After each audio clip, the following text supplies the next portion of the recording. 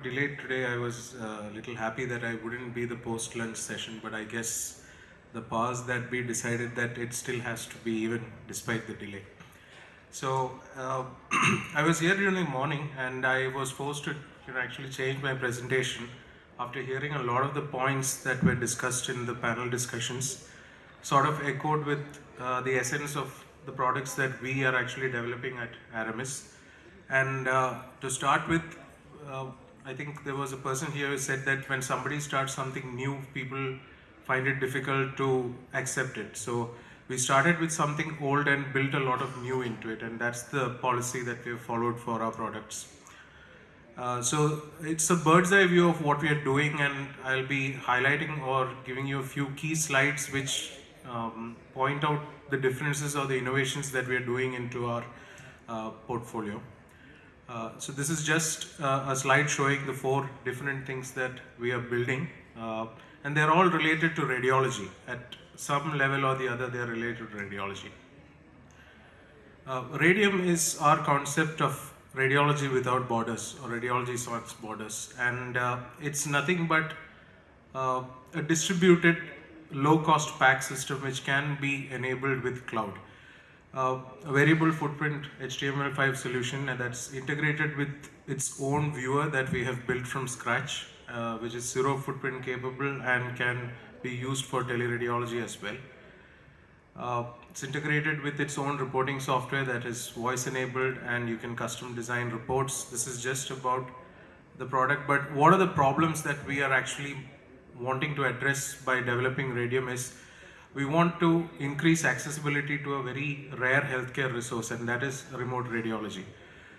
And cost optimization. One of the things that we have noticed is migrating to cloud does not always mean that it is cost effective, or it's one of the problems that we see when we scale up, especially in radiology, which handles large amounts of data. So we have come up with our own distributed storage, which actually lowers costs to a large extent.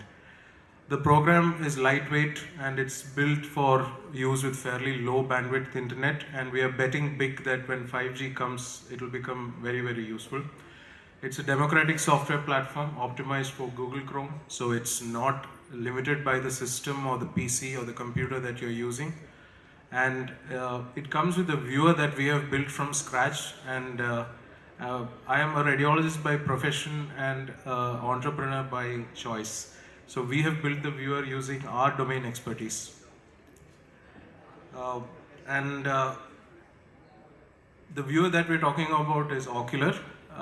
It's for those of you who are very tech savvy here, I'll just say that it's written completely in vanilla JavaScript.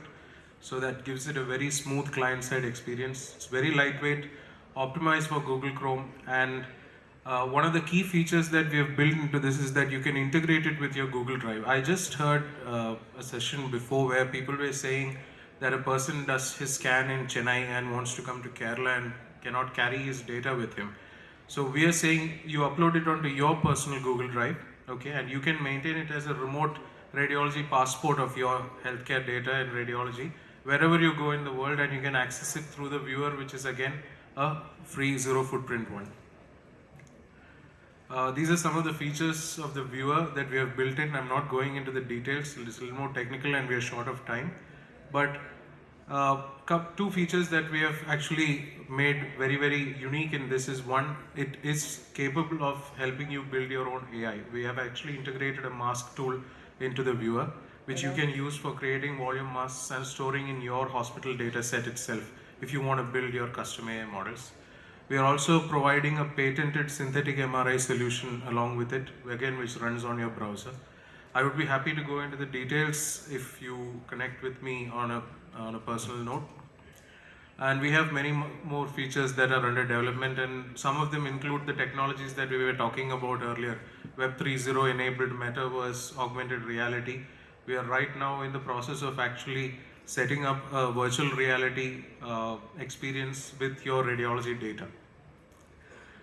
Some of the advantages that are offered here again is one, like I said earlier, completely coded using JavaScript, built from scratch, which makes it very flexible.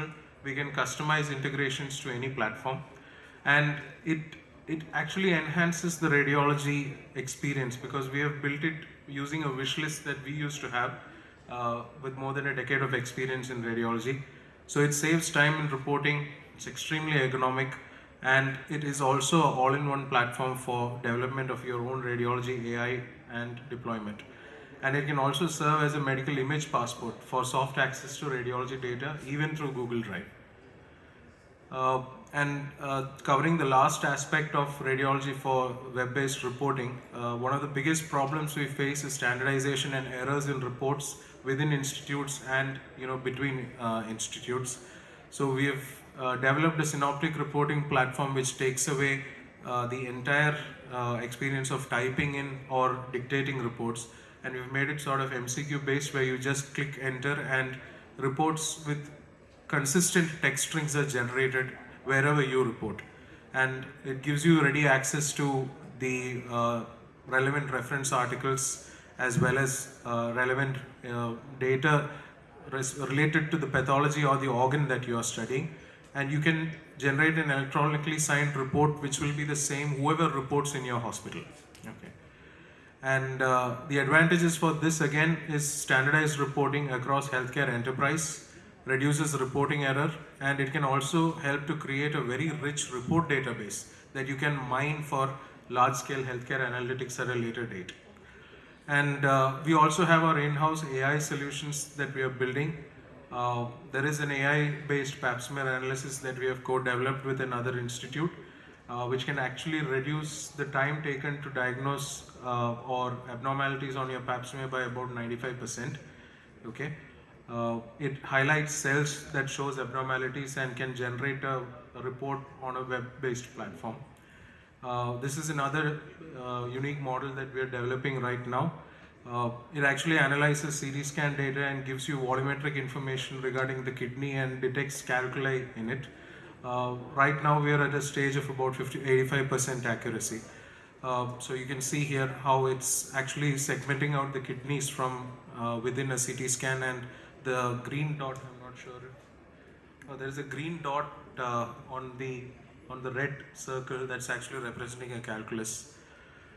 And because it works in sync with our viewer, you can use this to actually build your own custom model trainer by having your own dataset annotated within the viewer, saved in your packs, and then used for your AI analysis.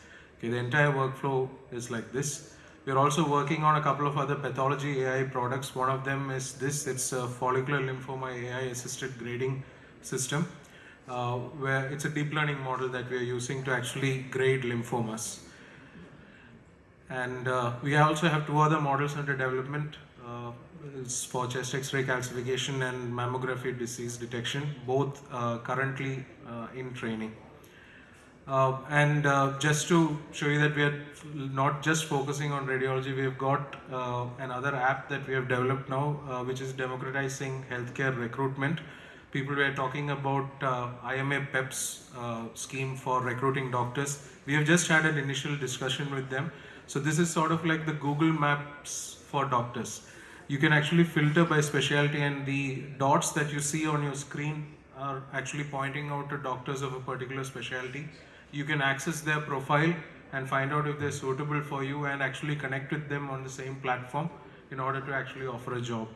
The sign up for doctors is free and will be done by us. So what makes our products different and our AI different is in one statement: it's completely built by doctors and it's for doctors. So we are sort of focusing on problem statements that we have felt are very, very unique and can be actually make an impact. So when we publish journals in medicine, earlier it used to be you should have an indexed journal or you should be in this journal, and later it became impact factor journals. So as a radiologist and a practicing clinician, I believe that AI solutions are in a stage where we are yet to assess their impact on healthcare, and the solutions that we are looking to develop are actually based on our judgment or our belief that you can actually make an impact in long-term healthcare results. So that's probably our USP if you want to look at it. I would like for you to just visit our website, have a look across our product portfolios, and I'd be happy to connect with you on a personal basis for any clarifications. So I think I've spent finished my time. Before I end, I would just like to say that if you're all really keen to know what AI can do for medicine, there's this wonderful book called Deep Medicine by one of the most famous cardiologists in US, Eric J. Topol, written beautifully, and he has given much information, or he's given a lot of information about how AI is actually, or AI can change healthcare in front. And the topic of discussion that was there earlier regarding transcribing reports while you talk to the patient has been very, very lucidly explained in that book of how it's done. Right. So thank you, and once again, thank you, Startup Mission, for the opportunity for this presentation.